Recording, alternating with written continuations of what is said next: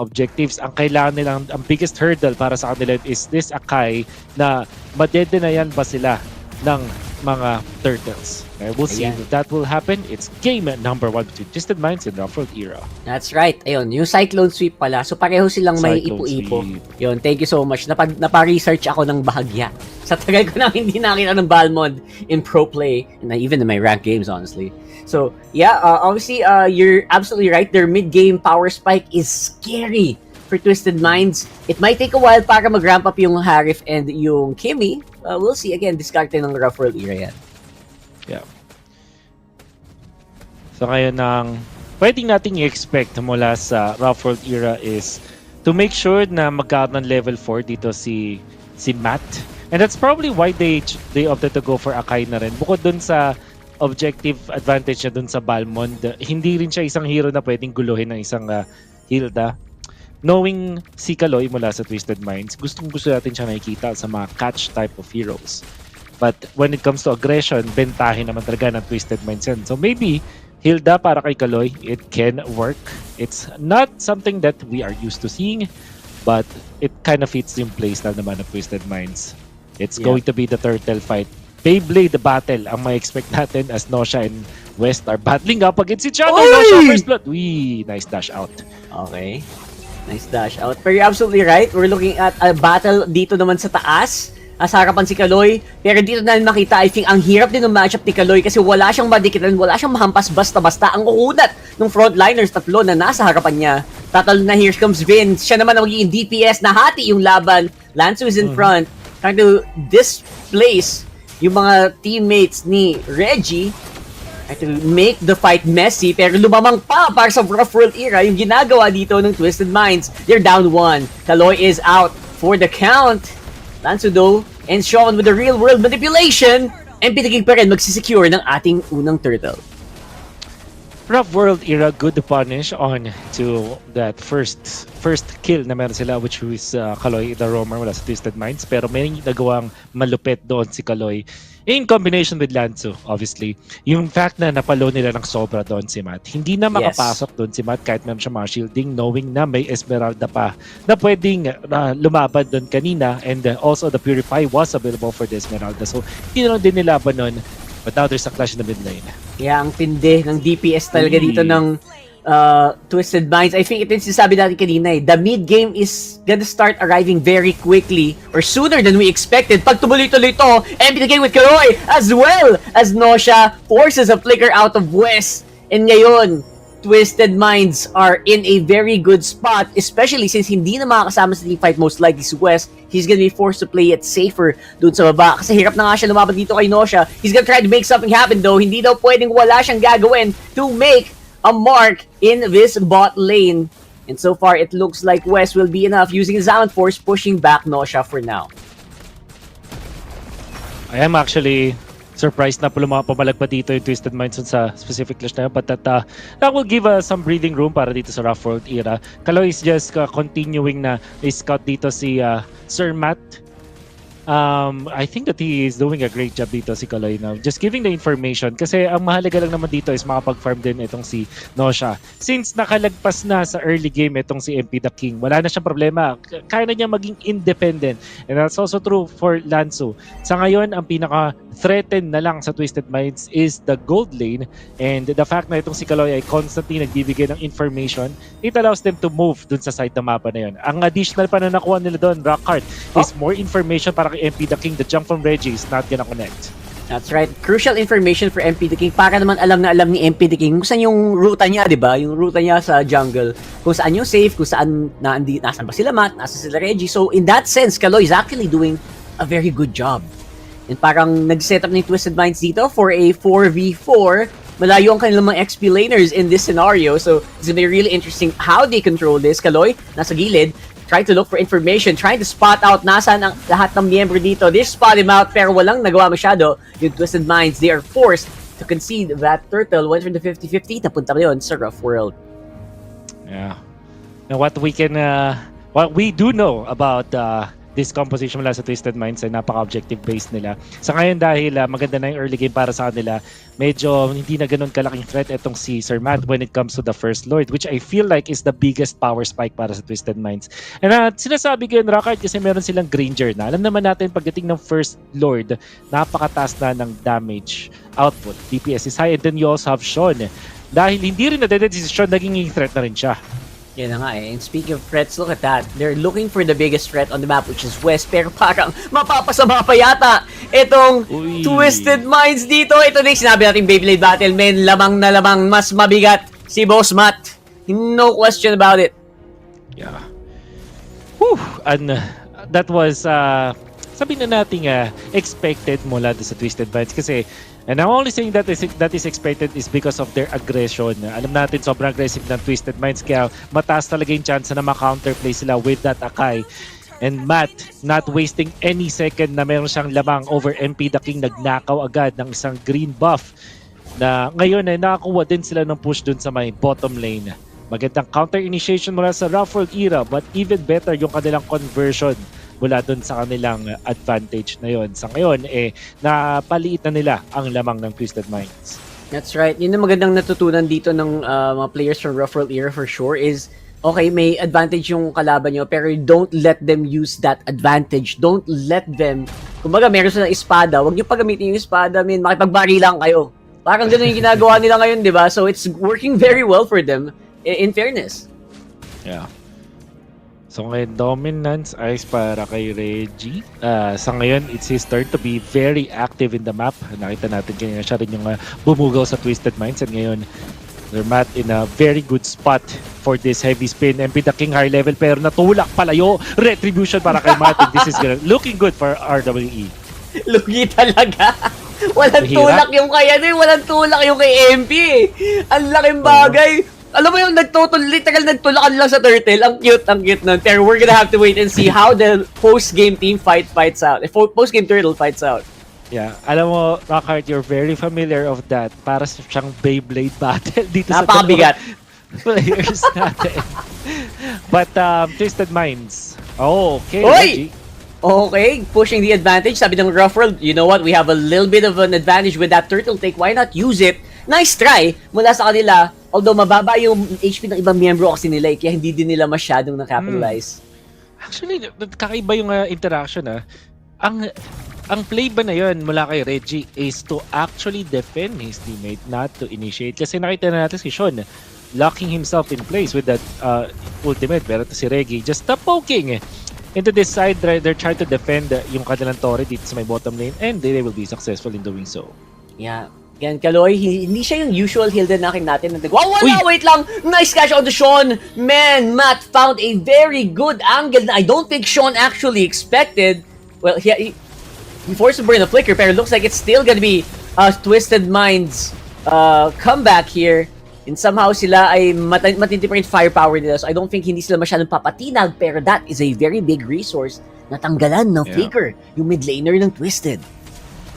The cost of heavy spin na mag-cooldown din naman.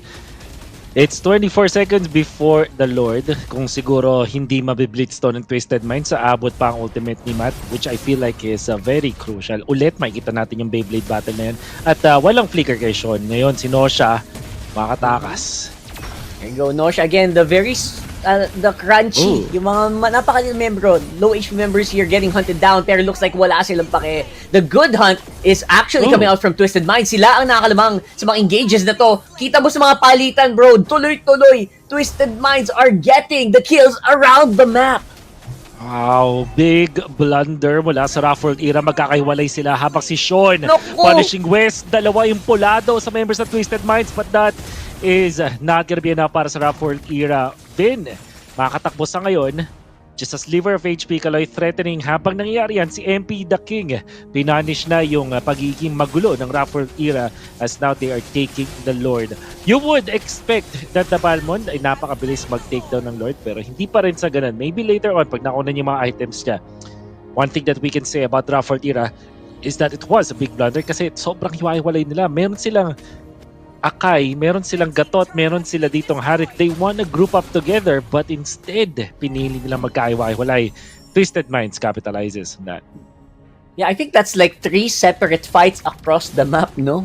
That is definitely not what you want, especially in a composition like this, na ang primary target mo is to keep West in check or keep West. Use West as your big battering ram. Hindi na nagamit yon. Lansu checking in the middle of these 2 towers. Confident na confident Twisted Minds up on front. I think they know na hindi masyado malakas ang firepower ng Rough World era at this point of the game. So they're looking for a way to distract them. Habang yung Lord nasa taas, pupush naman sila sa baba. No.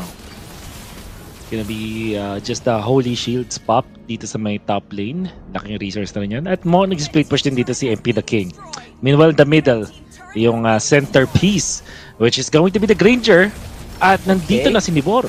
Oh man, I'm surprised. There's already a flicker there. There goes a real world manipulation. Ang ganda ng huli nila. And Vin gonna be able to take out Kaloy at least for a good trade. Walang namatay doon. And Sean, again, the firepower is good. Pero yung positioning ng Twisted Minds dito is not in an optimal way para makasagot doon sa CC. You can really see na si Nosha ay alam yung mga ganitong matchup within the Granger versus Harit. Siguro na sobrang daming beses na niya nakita tong matchup na to at nakapaglaro on both ends.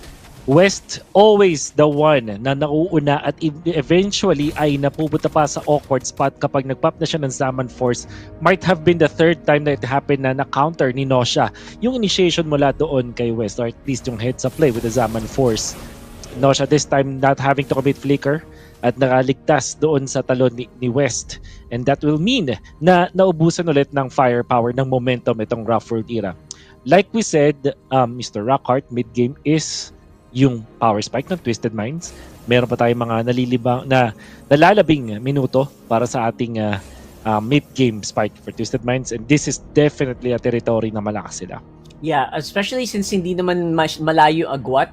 I feel like Twisted Minds, despite the small lead, it feels like dapat nga hindi sila yung lamang dito sa punto ng larong to.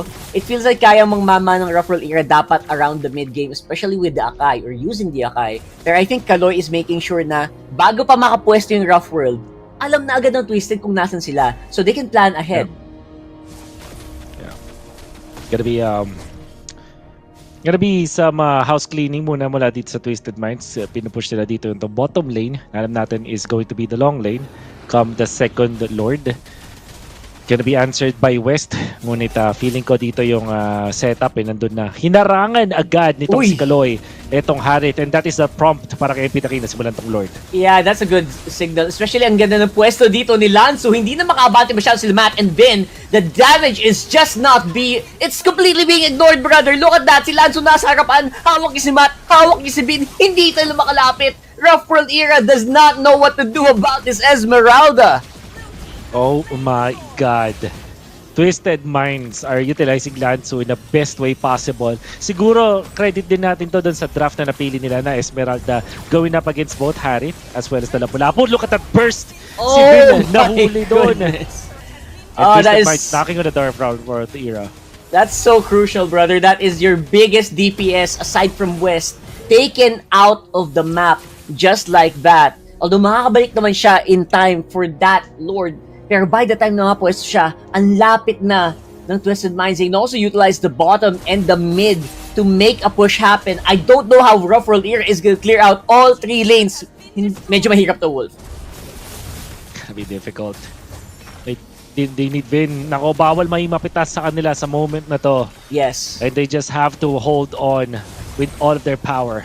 Yeah, they're doing that right now. Maganda na yung hold nila dito. They have enough wave clear now na nakabalik na si Vin as well. Lord is upon top. Kailangan din naman sagutin nila West. Luckily, they will actually hold on to that bottom lane inhibitor turret, pero yung mid lane might be under siege. Sean going down here with the real world manipulation. Tumalon na ba atras si Reggie? And ngayon na-clear na nila ang main waves mission success. Pero yung bot lane naman ang sasagutin nila. Matt going down. Execute damage is real coming in from MP the King with a lethal counter. That was a brutal Wolf.